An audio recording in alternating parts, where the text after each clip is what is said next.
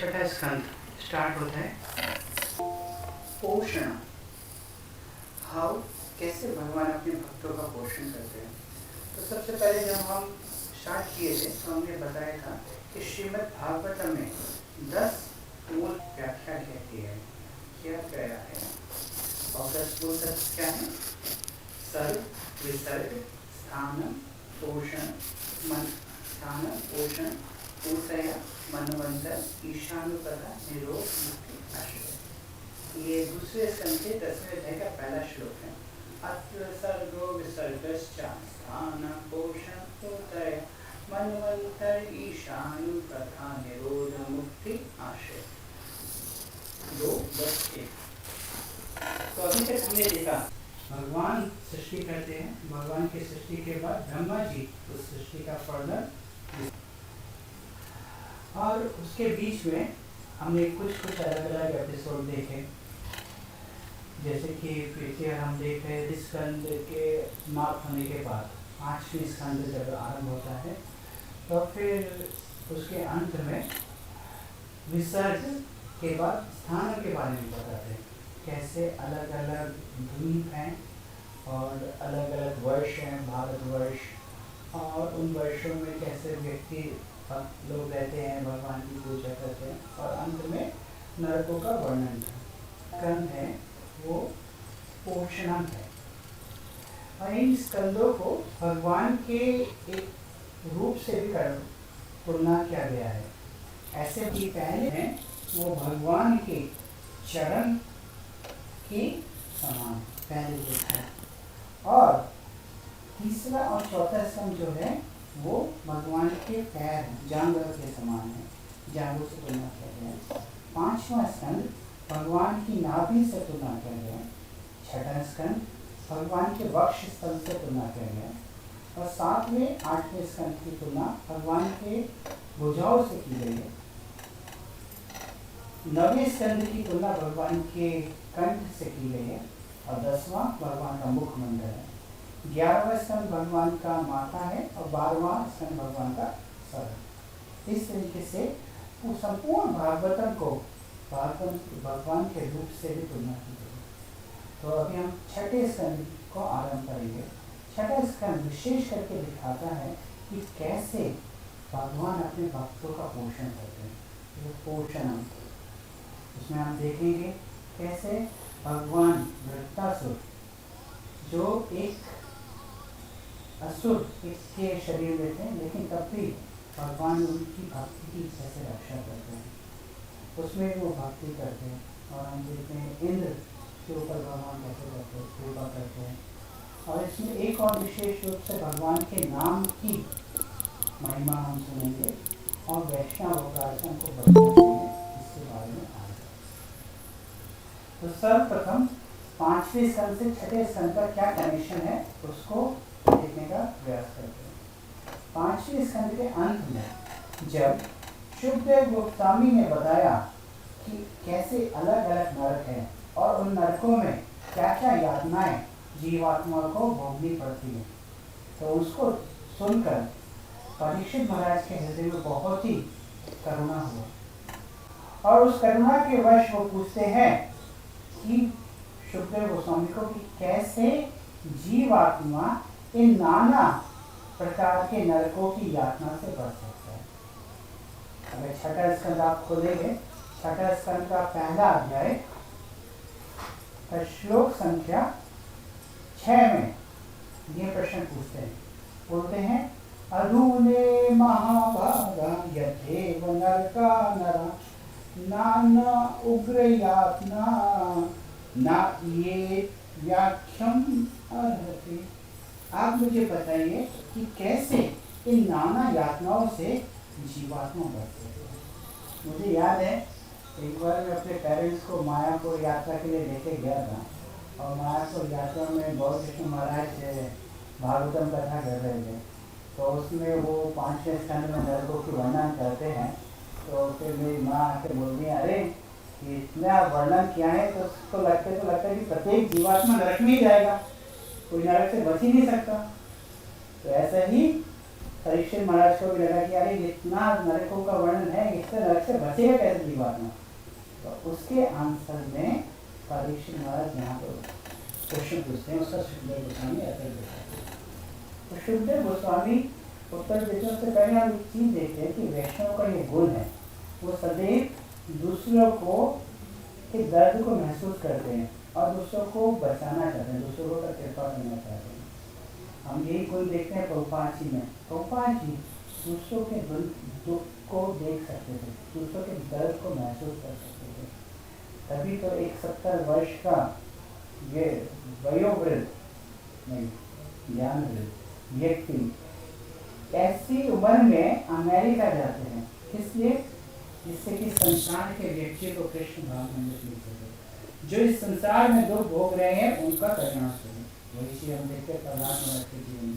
प्रहलाद महाराज को जब भगवान बोलते हैं कि तुम्हारी क्या इच्छा है, तुमको क्या चाहिए, तो बोलते हैं कि अरे मुझको अपने लिए कुछ नहीं चाहिए, मैं तो आपकी कथा गायन में मग्न चित हूँ, मुझे कुछ नहीं, लेकिन मुझे इस संसार के व्यक्तियों के लिए जो इस संसार में भोग में पड़े हुए हैं और आपको भूल कर दुख भोग रहे हैं, उनके कल्याण के लिए आप उनको कल्याण करें, ऐसे करके प्रहलाद महर्षि बोलते हैं। और ये हम सब वैष्णवों में देखते हैं, वैष्णव जो भी में है कि उनके दूसरे के ऊपर कृपा, दूसरे के ऊपर बहुत ही दूसरे को बहुत ही दया है और दूसरों के दर्द को वो महसूस कर सकते हैं। ये वैष्णव का गुण। अभी एक बार हम सुन रहे थे, एक वरिष्ठ वैष्णव बोल रहे थे कि दोनों चीज चाहिए, ज्ञान भी चाहिए और ये करुणा भी चाहिए। अगर किसी के अंदर केवल करुणा है, ज्ञान नहीं है, तो फिर वो उसको बचा नहीं सकता। अगर माँ को लगता है कि या फिर कोई व्यक्ति है जिसको लगता है कि हाँ मुझको करुणा करनी चाहिए, लेकिन अगर उसको नहीं पता कि क्या मेरे बेटे के लिए ठीक है, तो वो उसको बचा नहीं चाहिए। तो फिर ज्ञान भी होना चाहिए और करुणा भी होनी चाहिए। खाली ज्ञान है और करुणा नहीं है तो भी फायदा नहीं होगा।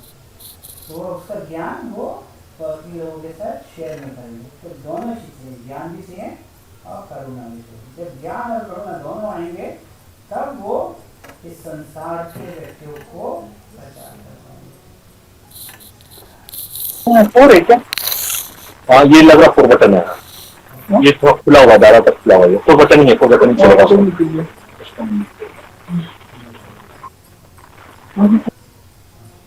तो फिर जब सुखदेव गोस्वामी ऐसा प्रश्न सुनते हैं तो सुखदेव गोस्वामी बोलते हैं कि हे राजन, जैसा पाप किया है उसके हिसाब से प्रायश्चित कर लेना चाहिए और प्रायश्चित करके वो उन पापों से मुक्त हो सकते हैं और जिससे वो नरक से बच जाएंगे। और जितना बड़ा पाप है उसके हिसाब से हमको प्रायश्चित कर लेना चाहिए। अगर ज़्यादा बड़ा पाप हुआ है तो ज़्यादा प्रायश्चित करना चाहिए, छोटा पाप है उस हिसाब से छोटा प्रायश्चित कर लेना चाहिए। और बोलते जैसे कि डॉक्टर है, डॉक्टर उसकी बीमारी के हिसाब से दवा देता है। अगर रोग बहुत ही ज़्यादा गंभीर है तो वैसी दवाई देता है, छोटा रोग है तो छोटा दवाई देता है। तो जैसा पाप किया है उस हिसाब से प्रायश्चित कर लेना चाहिए। तो परीक्षित महाराज बहुत ही सुंदर प्रश्न बोलते हैं। वो बोलते हैं कि अरे ये तो वैसे ही हो गया कि जैसे कुंजर शौचवत, वो हाथी जाता है और स्नान करता है, फिर आके मिट्टी डाल देता है, फिर पाप करता है, फिर स्नान करता है, फिर मिट्टी डाल देता है, प्रायश्चित करता है, फिर पाप करता है, प्रायश्चित करता है, पाप करता है। लेकिन ये पाप करने की इच्छा और पाप करने की जो अंदर से टेंडेंसी है वो तो जाती है। तो आप हमको कृपा करके बताइए जिससे कि ये पाप करने की सारी इच्छा टेंडेंसी चली जाए।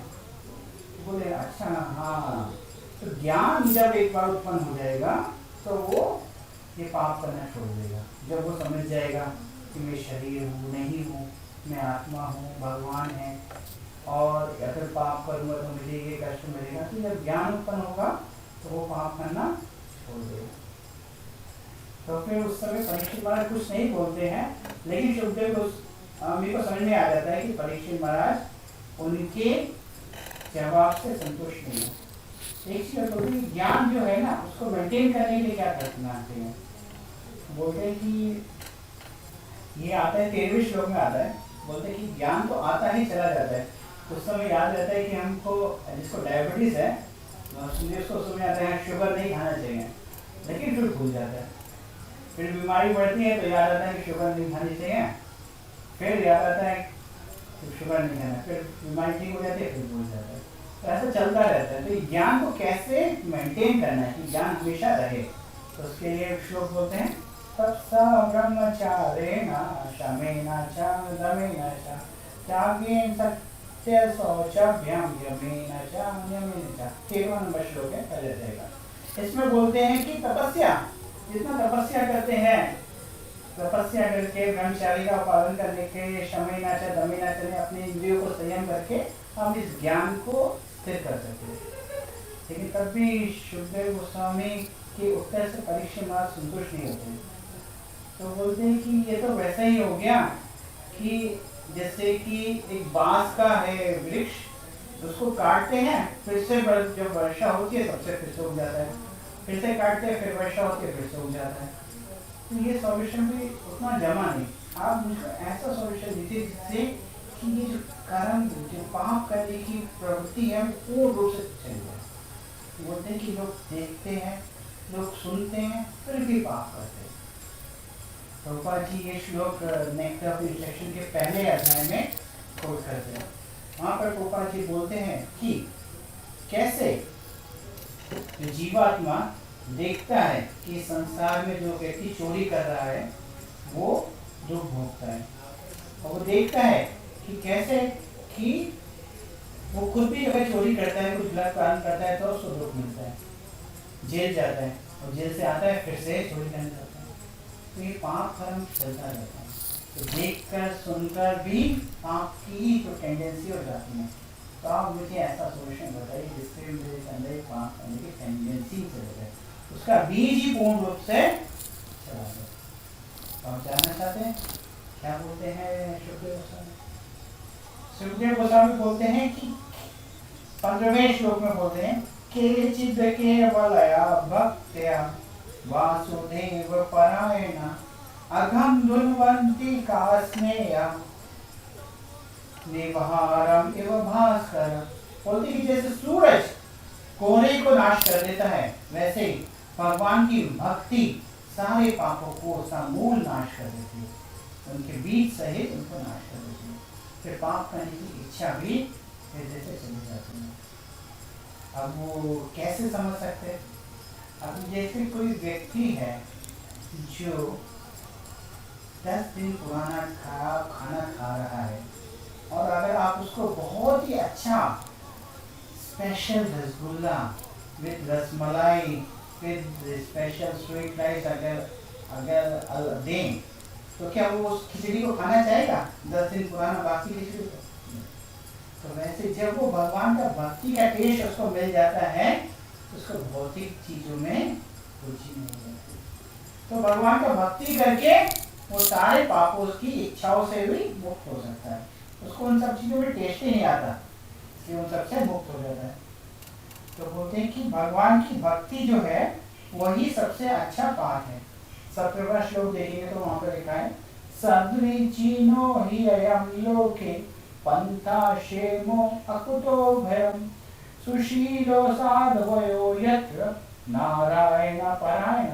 जो भगवान के भक्त हैं, जो सुशील हैं, साधव है, जिनका अच्छा व्यवहार है, जिनका अच्छा कैरेक्टरिस्टिक्स है, वो लोग इस भक्ति को कृपा पहुंच लेते हैं। ये भक्ति का बात बहुत ही उत्तम है। फिर एक चीज और बोलते हैं जो श्लोक सुनकर बहुत ही सब लोग आश्चर्य पड़ जाते हैं, वो 19वां श्लोक है। वो बोलते हैं कि इवन अगर कोई एक बार भगवान का नाम भी ले लेता है, बोलते सकृत मना कृष्ण पदारविंदो निवेशितम तद गुणराहिः। तो बोलते हैं कि अगर कोई भगवान का एक बार भी नाम लेता है तो वो सपने में भी यमदूतों को नहीं देखता, सपने में भी उसके यमदूत नहीं आते, सामने आने की बात क्या है? बहुत अच्छी बात है, लेकिन ऐसा सचमुच है? तो उसको एस्टेब्लिश करने के लिए एक इतिहास सुनाते हैं, एक कहानी सुनाते हैं। वो कहानी किसकी है? वो कहानी है अजामिल की। बोलते हैं कि एक बार कन्याकुब्ज नामक जगह में एक ब्राह्मण रहता था जिसका नाम था अजामिल, जिसने जो कि कुछ पाप वृत्ति में चला गया था, पाप करता था, और उसने एक वैश्य से विवाह किया था और अपनी पत्नी को छोड़ दिया था, घर वालों को छोड़ दिया था, माता पिता को छोड़ दिया था और अलग अलग पाप कर रहा था। लेकिन उसके जो पुत्र का नाम था नारायण। तो जब अंत समय आया तो उसको लेने विष्णुदूत, उसको लेने यमदूत आए, और यमदूत को देखते ही वो अपने पुत्र नारायण को बुलाता है, नारायण नारायण नारायण। तो तुरंत वहां पर विष्णुदूत उत्पन्न हो जाते हैं और वो यमदूतों को रोक देते हैं कि रुक जाइए, आप इसको नहीं लेके जा सकते।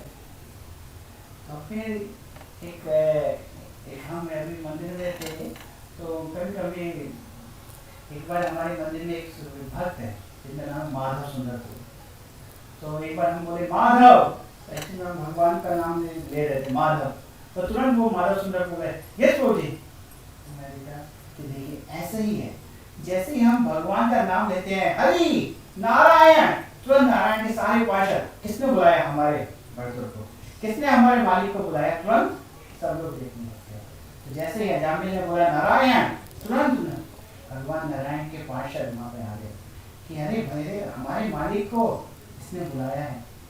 तो तुरंत वहां पर उसकी सेवा के लिए आ जाते हैं और वो विष्णुदूत यमदूतों को बोलते हैं कि आप इसको नहीं लेके जा सकते। तो यमदूत बोलते हैं अरे इसने अनेक पाप किए हैं, ये पापी है, ये हमारा कैंडिडेट है, इसको हम लेके जाएंगे। तो फिर विष्णुदूत उनको 5 प्रश्न पूछते हैं।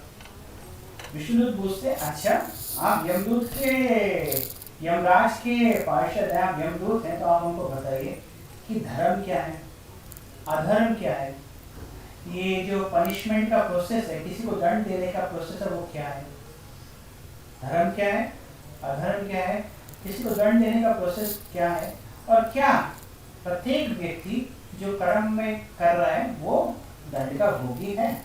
ऐसे करके वो प्रश्न उनसे पूछते हैं। तो 5 प्रश्न पूछते हैं, एक प्रश्न पूछते हैं तो वो पूछते हैं कि वो कौन वास्तव में दंड का अधिकारी है।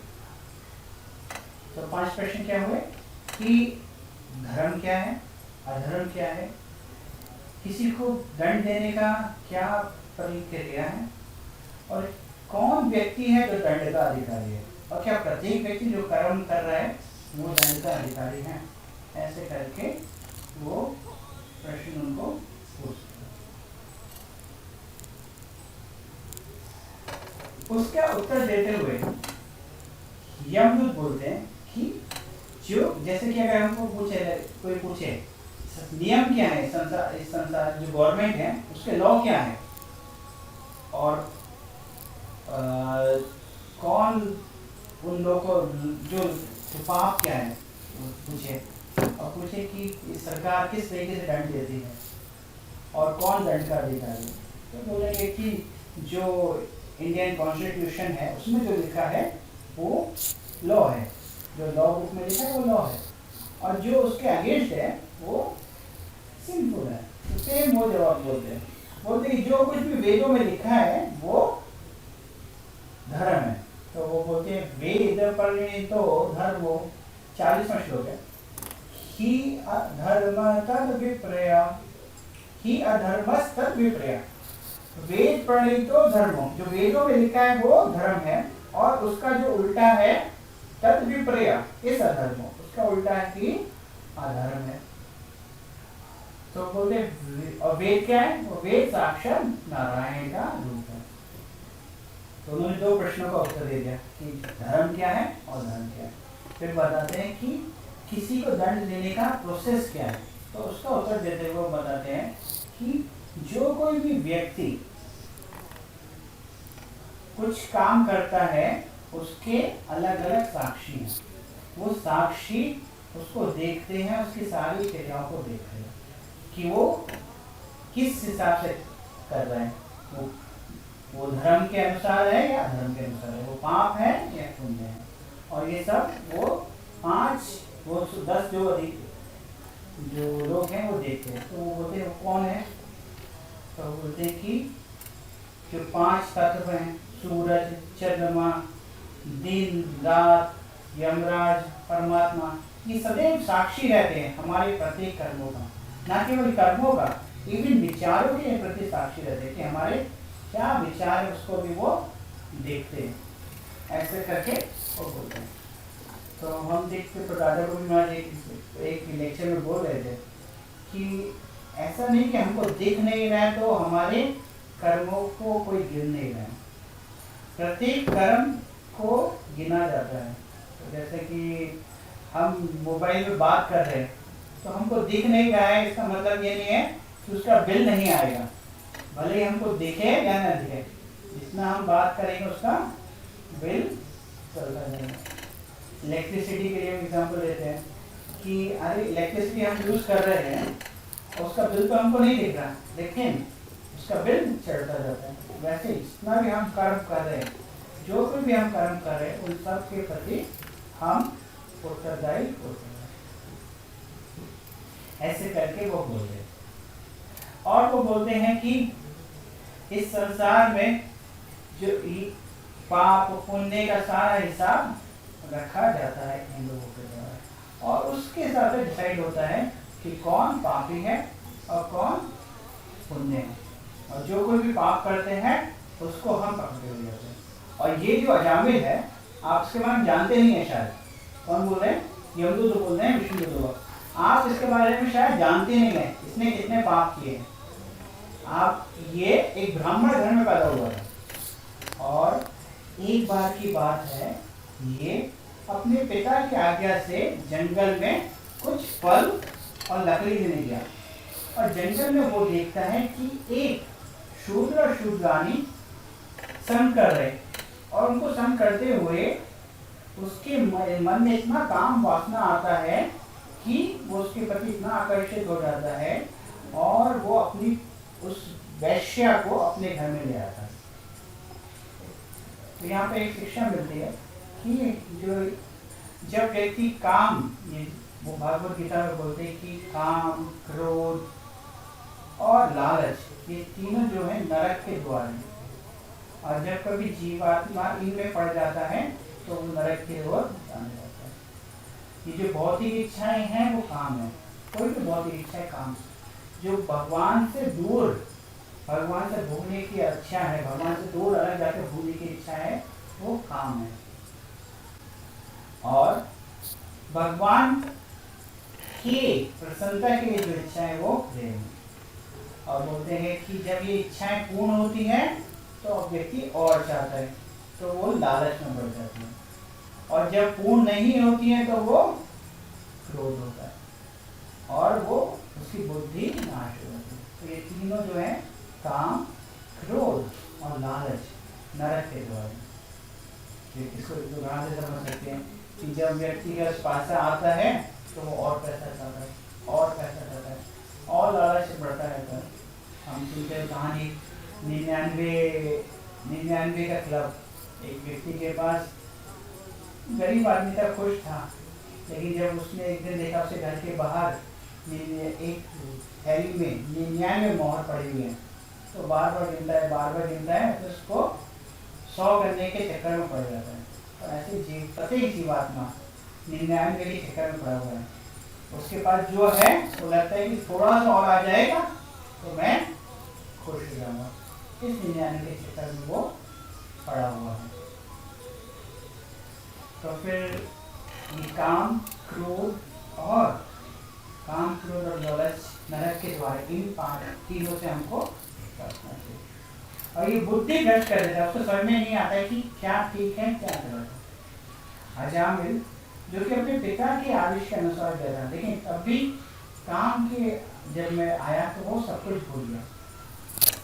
बोलते हैं कि वो याद करने की कोशिश कर रहा था शास्त्रों को, अपने मन को ग्रंथित करने की कोशिश कर रहा था, लेकिन वो उसके प्रति इतना ज़्यादा आसक्त हो गया कि वो सब कुछ भूल गया।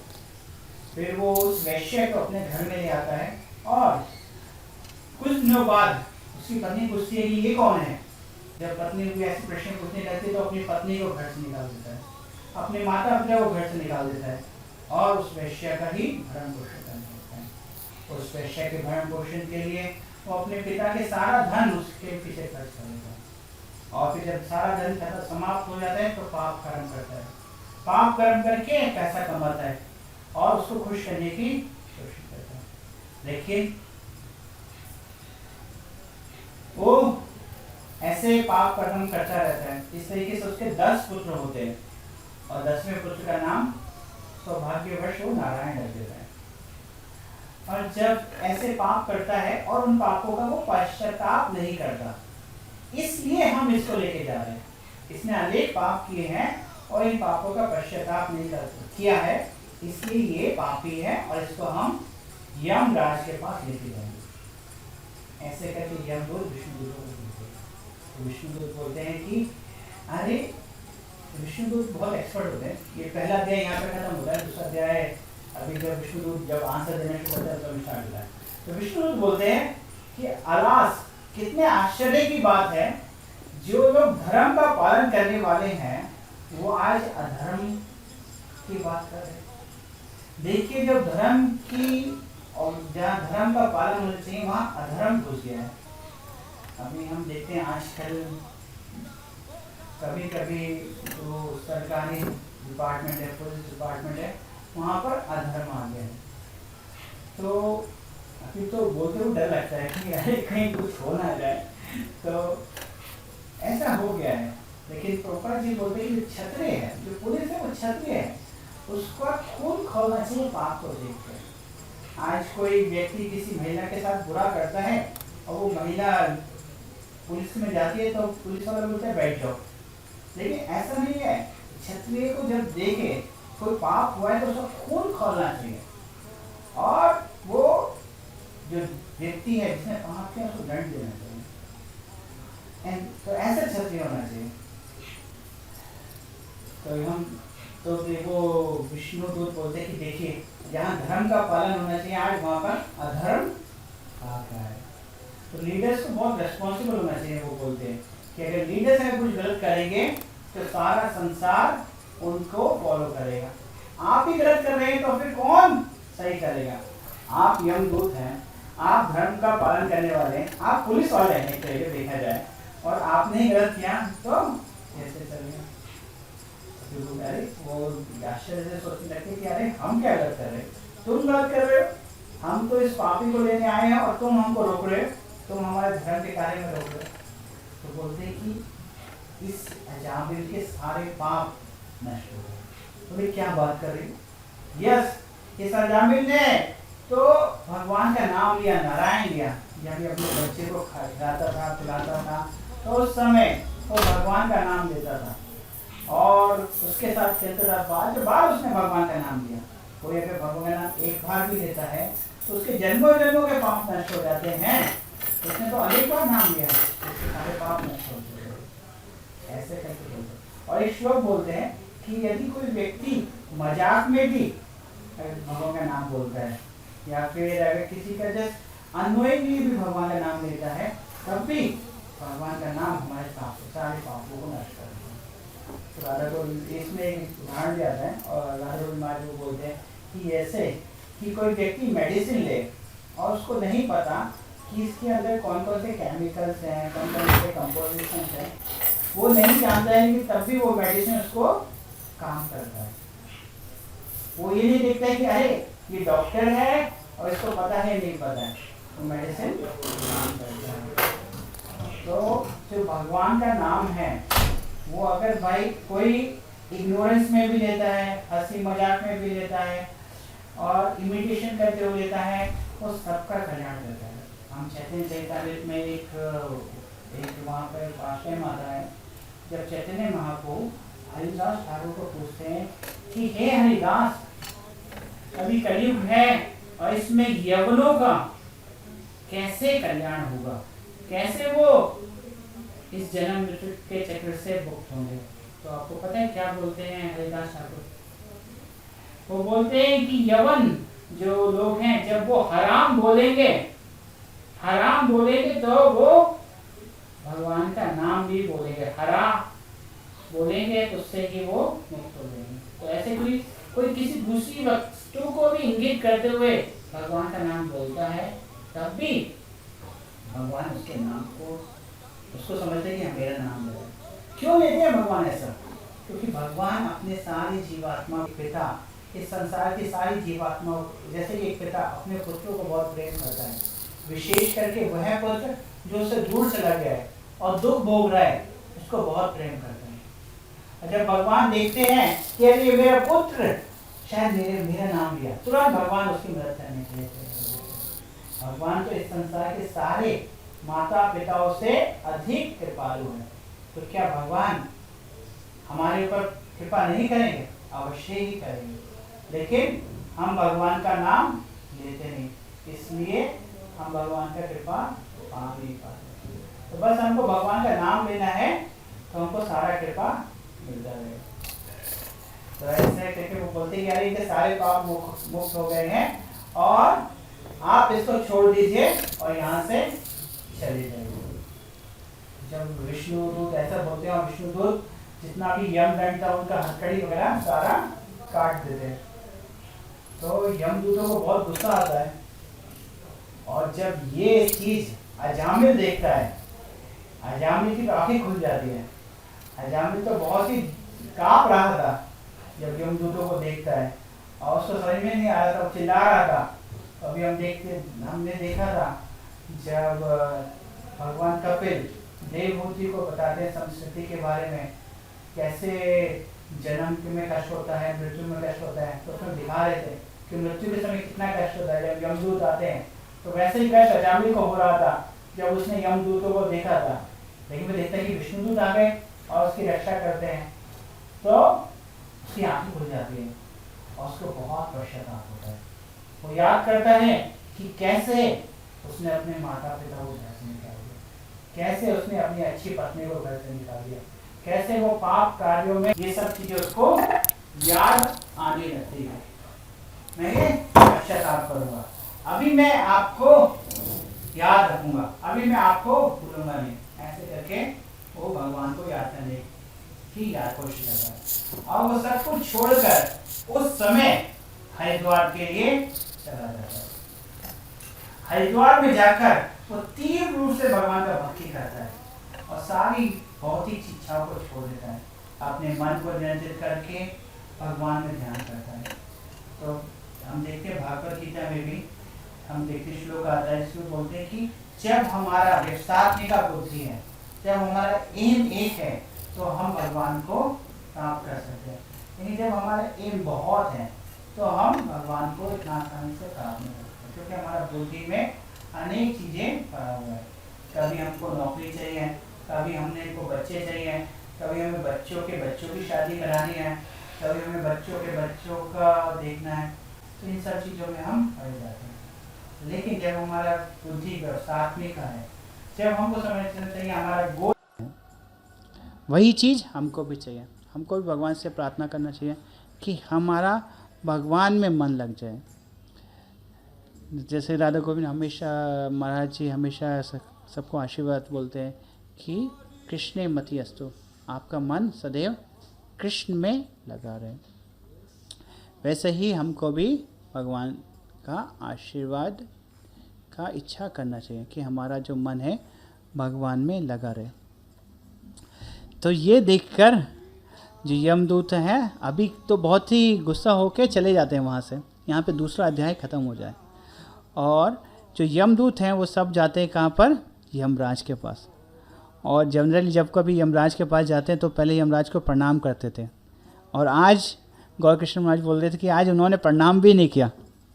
यमराज को सामने जाते हैं और यमराज को प्रणाम भी नहीं करते, और यमराज को पूछते हैं कि आप पहले हमको ये बात बताइए कि इस संसार में कितने कंट्रोलर हैं, कितने मालिक हैं। हम तो सोच रहे थे कि आपका नियम चलता है, आप इस संसार में दंड देने वाले हैं।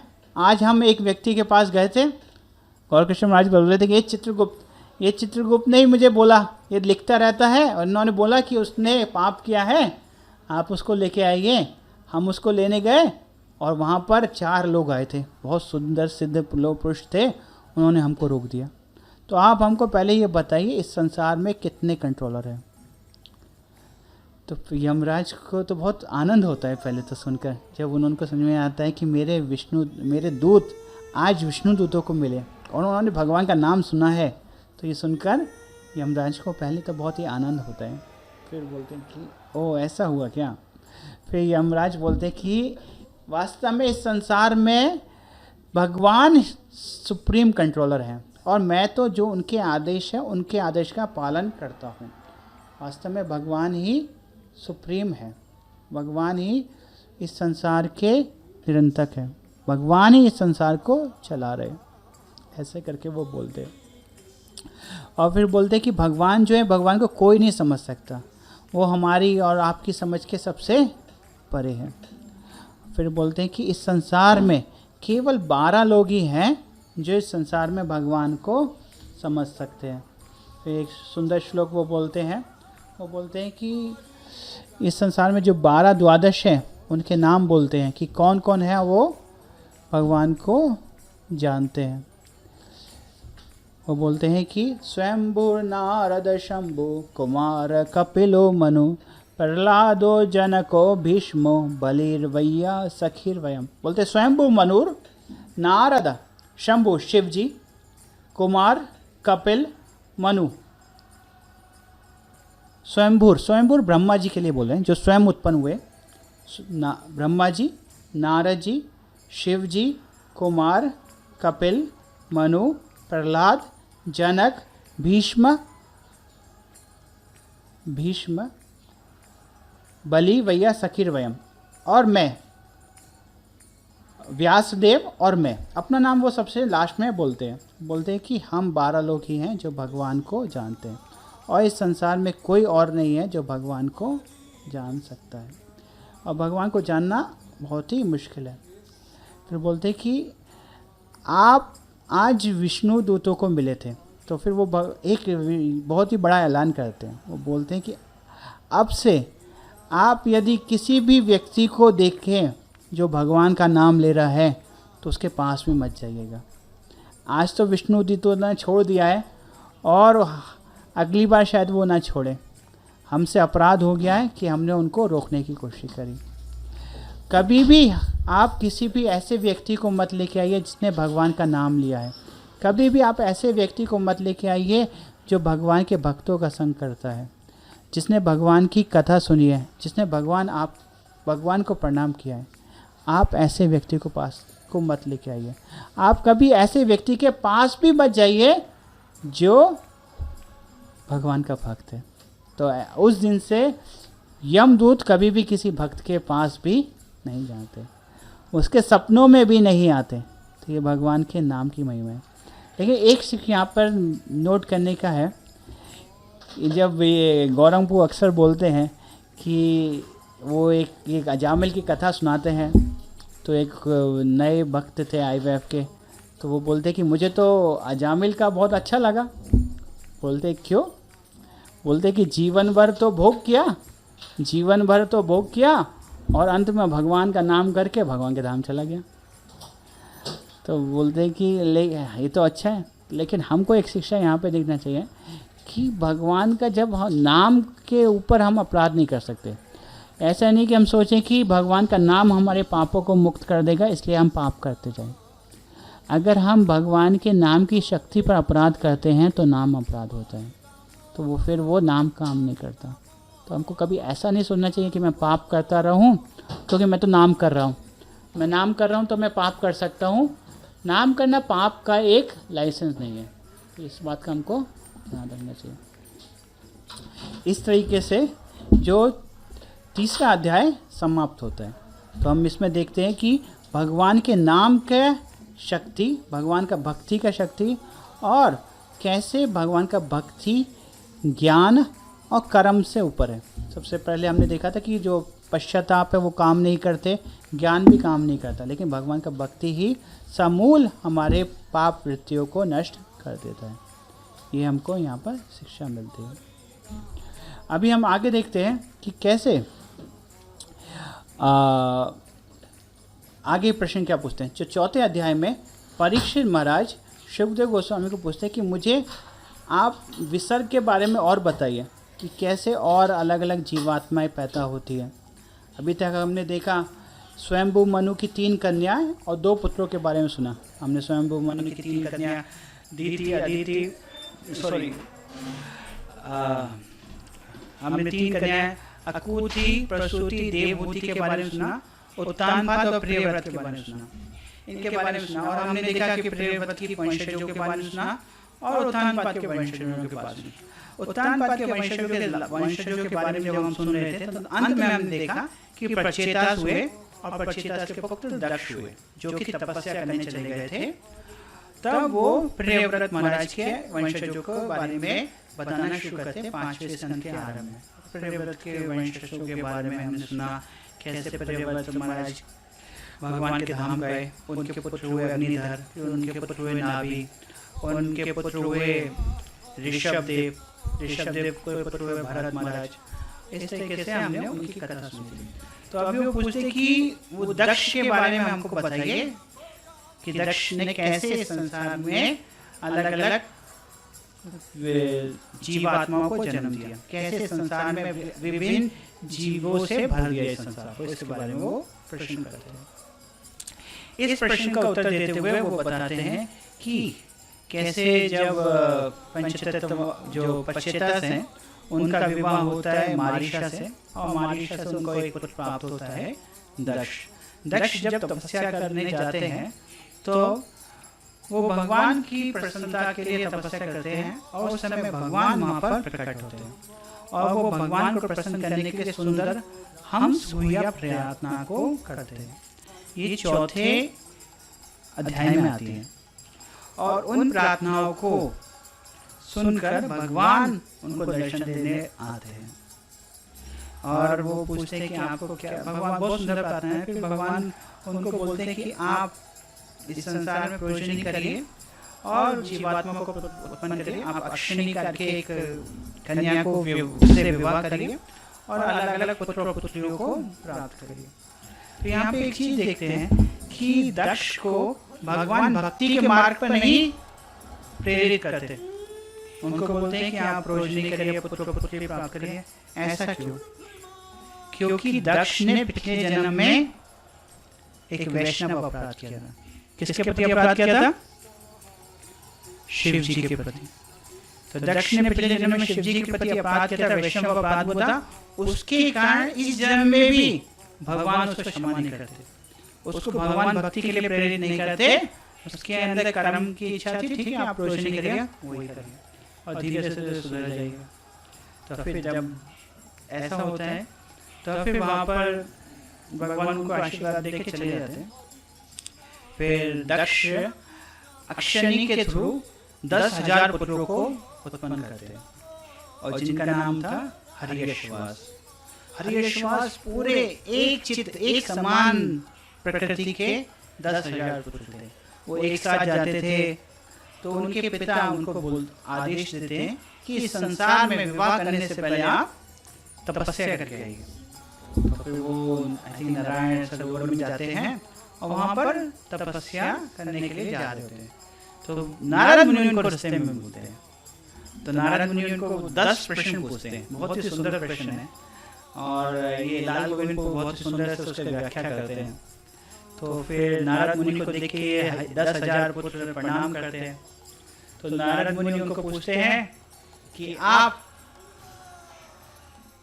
कहाँ जा रहे हैं? तो वो बताते हैं कि हम अपने पिता की आज्ञा से, पिता की इच्छा पूर्ण करने के लिए हम तपस्या करना चाहते हैं और तपस्या के बाद इस संसार में विवाह करके जिएंगे।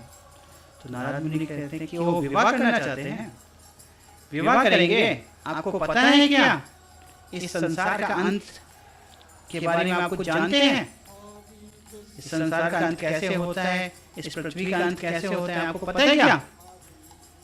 विवाह करेंगे। तो फिर पूछते हैं, दूसरा प्रश्न पूछते हैं कि आपको पता है कि एक ऐसा राज्य है जिसमें खाली एक ही राजा है, उसके बारे में आपने सुना है क्या कभी? नहीं सुना। विवाह करेंगे। ऐसे राज्य के बारे में पता नहीं जहाँ एक ही राजा रहता है, उसके बारे में नहीं जानते हो और विवाह करोगे। तो बोलते हैं कि आपको ऐसा पता है क्या कि ऐसा देश है, ऐसा सुंदर देश है जहाँ पर अगर कोई एक व्यक्ति एक बार जाता है तो वो जन्म मृत्यु के चक्र से मुक्त हो जाता है, उसको वापस नहीं आना पड़ता। उसके बारे में आपने सुना है क्या? बोले नहीं, विवाह करोगे। तो ये जानते नहीं हो विवाह करोगे।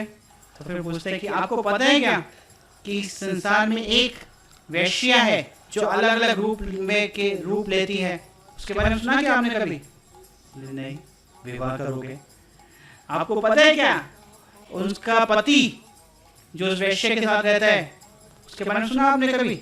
बोले नहीं, विवाह करोगे। ऐसे करके अलग अलग क्वेश्चन पूछते जाते हैं। तो पूछते हैं कि आपको पता है क्या एक घर जो 24 तत्वों का बना हुआ है?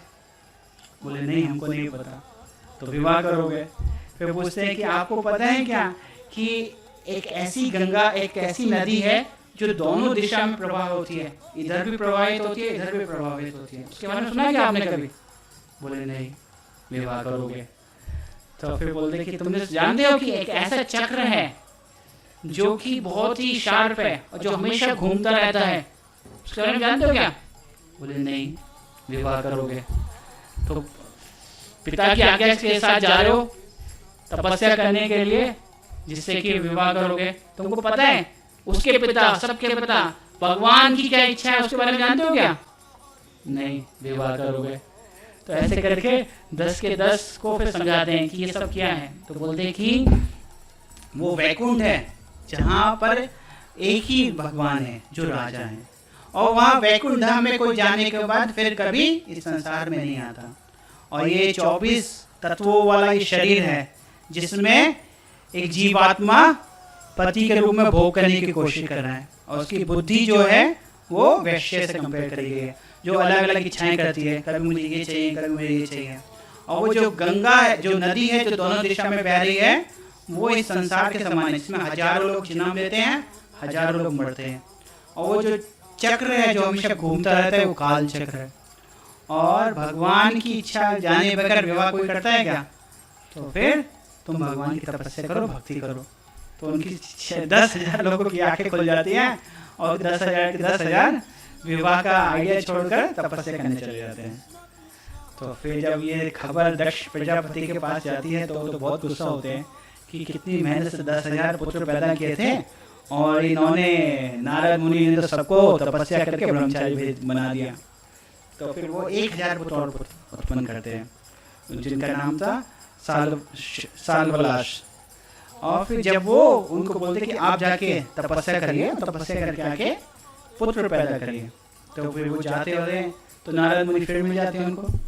नारद मुनि बोलते हैं यद यद आचरति श्रेष्ठा, मैं तुमको ज़्यादा क्यों बोलूँ, तुमने जो हमारे बड़े भाइयों ने जो किया है तुमको वही करना चाहिए।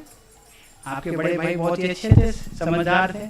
तो 1,000 भी जाकर ब्रह्मचार्य का पालन करते हैं और भगवान की तपस्या में लग जाते हैं। तो फिर दक्ष प्रजापति बहुत ही गुस्से में आ जाते हैं। और उधर नारद मुनि सोचते हैं कि मैंने इसके परिवार में सबको कल्याण करा है, मैंने ध्रुव महाराज को अच्छा भक्त बनाया, प्रचेताज अच्छे भक्त बने, प्राचीन भरी अच्छे भक्त बने, सब लोग अच्छे भक्त बने, लेकिन दक्ष बेचारा रह गया, इसके ऊपर भी मुझे कृपा करना चाहिए। तो फिर वो जाते हैं दक्ष प्रजापति के ठीक सामने जाके पड़े होते हैं। अभी दक्ष तो वैसे ही बहुत गुस्सा में थे, और जब देखते हैं नारद मुनि उनके पास आए हैं, तो फिर उनका पूरा गुस्सा उनके ऊपर निकलता है। बोलते हैं कि तुम असाधु हो, तुम जानते नहीं इस संसार के बारे में। अरे जब तक भोग नहीं करेंगे तो इस संसार के बारे में छोड़ेंगे कैसे? तो उनको समझ में कैसे आएगा कि संसार खराब है? तो उनको भोग करने दो, जब समझ में आएगा तो स्वयं छोड़ देंगे। ऐसे कोई छोड़ता है क्या? तुम तो ऐसे अपशब्दों के बारे से नारद मुनि को बहुत बोलते हैं। फिर नारद मुनि तो उनको बहुत ही सहनशील करते हैं, उनको सहन करते हैं, सोचते हैं कि इनका शायद अभी मन खराब है, तो कुछ समय में ठीक हो जाएगा, तब मैं इनको प्रचार करता हूँ। लेकिन दक्ष तो उनको शाप दे देते हैं, बोलते हैं कि तुम एक जगह, आज से मैं तुमको शाप देता हूँ कि तुम कभी भी एक जगह कुछ समय से ज़्यादा नहीं रह सकते। तो फिर नारद मुनि तो उस शाप को बहुत ही प्रेम पूर्वक स्वीकार कर लेते हैं। वो बोलते हैं, वो कुछ बोलते नहीं है, सहनशील। वो बोलते हैं कि जैसे कि नारद, जब हम पिछली बार देखते हैं कि जब शिव जी को दक्ष ने शाप दिया था कि तुमको ये देवताओं का जो भोग मिलता है, यज्ञ का जो भोग मिलता है, उसमें से तुमको कुछ भी पोर्शन नहीं मिलेगा। तो शिव जी के लिए तो वो ब्लेसिंग था। ये भौतिक भोगों को वो चाहते ही नहीं है। अभी उनको ये देवताओं के साथ आकर वो भोग लेने की ज़रूरत ही नहीं पड़ेगी। तो ये उनके लिए आशीर्वाद था। वैसे ही नारद मुनि के लिए आशीर्वाद था, क्योंकि वो एक जगह रहना नहीं चाहते। वो तो सन्यासी हैं, वो एक जगह प्रचार करेंगे, दूसरी जगह जाएंगे, फिर तीसरी जगह जाएंगे, ऐसे वो हर जगह ट्रैवल करना चाहते हैं। तो ये उन्होंने कृपा करके कुछ नहीं बोलते हैं और सहनशील होकर वहाँ से चले जाते हैं। तो हम ये देखते हैं कि यहाँ वैष्णव अपराध के कारण दक्ष अभी भी नहीं सुधरे हैं और फिर से वैष्णव अपराध करते हैं। और दूसरी तरफ हम देखते हैं नारद मुनि जो बहुत ही सहनशील है और कृपा करने के लिए फिर दक्ष के पास बार बार आते हैं कि उसका कल्याण हो।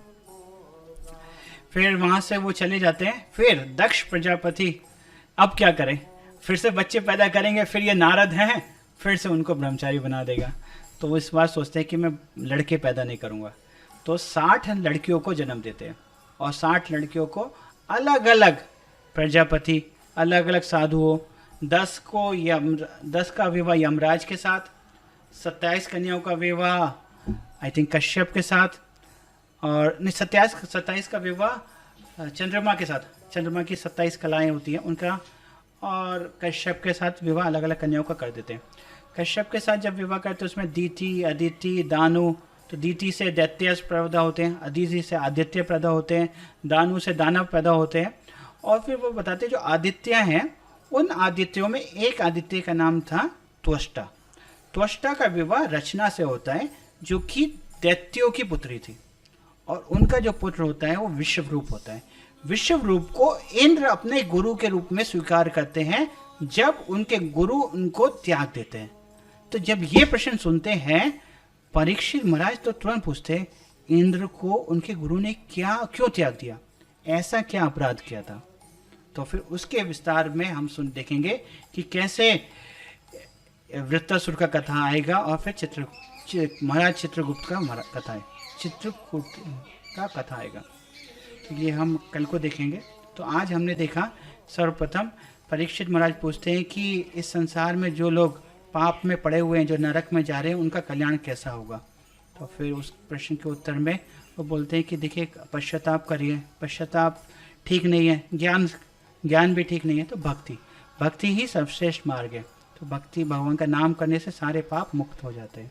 तो उस चीज़ को इस्टेब्लिश करने के लिए वो जामिल की कहानी सुनाते हैं।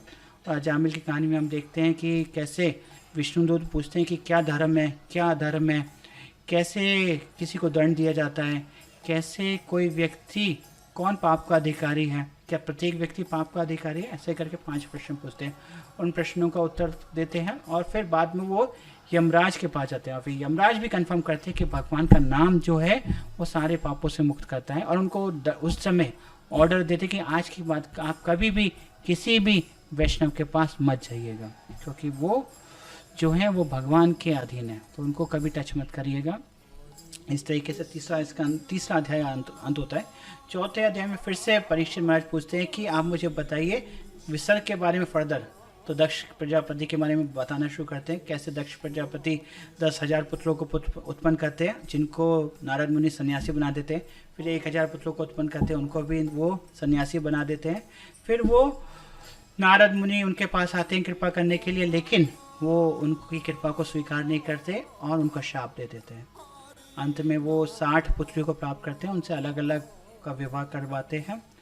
और उनमें जब बताते हैं कि आदित्यों में एक आदित्य थे जिनका नाम था त्वष्टा का विवाह होता है रचना से, और उनके पुत्र विश्वरूप को इंद्र अपने गुरु के रूप में स्वीकार करते हैं। तो फिर तुरंत पूछते हैं कि क्यों ऐसा हुआ था, इंद्र को विश्वरूप को अपना गुरु स्वीकार करना पड़ा, क्यों बृहस्पति ने उनको त्याग दिया था। तो इसके बारे में हम कल को बात करेंगे। श्रील प्रभुपाद की जय। कोई प्रश्न है तो पूछ सकते हैं। आप म्यूट हैं जी, अनम्यूट करिए तो आपका आवाज आएगा। Hare Krishna Krishna Krishna Hare Hare, Hare Ram Ram Ram. So thank you very much. कुछ गलती हो गई तो क्षमा कर दीजिए। हमको कुछ अधिकार हरे नहीं है। कृष्ण प्रभु। प्रभु जो इतना पुत्र लोग है वो लोग कौन है, मतलब जो इतना जो वो ब्रह्मा जी का पुत्र जो होते गए ये सब कौन है? ब्रह्मा जी के जो ये सब पुत्र होते गए वो कौन है? अ, किन पुत्रों के बारे में पूछ रहे हैं? मतलब जो ये, मतलब 10,000 जो पुत्र जो उनको नारद जी ने वो कर दिया, हाँ, सबको वो भक्त बना दिया, ये लोग हैं कौन वैसे? अच्छा ये पूर्व जन्म में कौन थे? हाँ मतलब अभी भी कौन है ये लोग? अच्छा ये तो मुझे नहीं पता, लेकिन वो हरियश्वास के नाम से फेमस है। और फिर वो उनके पिछले जन्म और उसके बाद में भक्ति करने के बाद क्या हुआ मुझे पता नहीं, मैं देख के बता सकता हूँ उसके बारे में। तो शायद लिखा होगा शास्त्रों में कि फिर वो भक्ति के बाद वो भगवान के धाम गए होंगे, लेकिन मैं देख के आपको बता दूंगा। और वो हैं कौन, अभी पिछले जन्म में कौन थे, उसके बारे में शास्त्रों में लिखा नहीं है। कभी मेरे नॉलेज में आता है तो मैं बताऊंगा आपको। ठीक है प्रभु, हरे कृष्ण। हरे कृष्ण। शिला प्रभुपाद की जय। हरे कृष्ण। हरे कृष्ण प्रभु। यस प्रभु।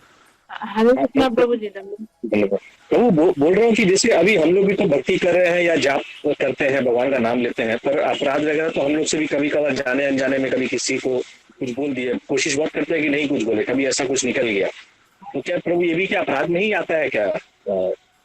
जैसे अब जैसे वाइफ के संग है तो अभी कभी कुछ हुआ, कुछ मेरे मुंह से कुछ निकल गया, मैंने कुछ बोल दिया या उसने कुछ बोल दिया, तो क्या ये सब भी अपराध में गिनती आ रहेगा क्या?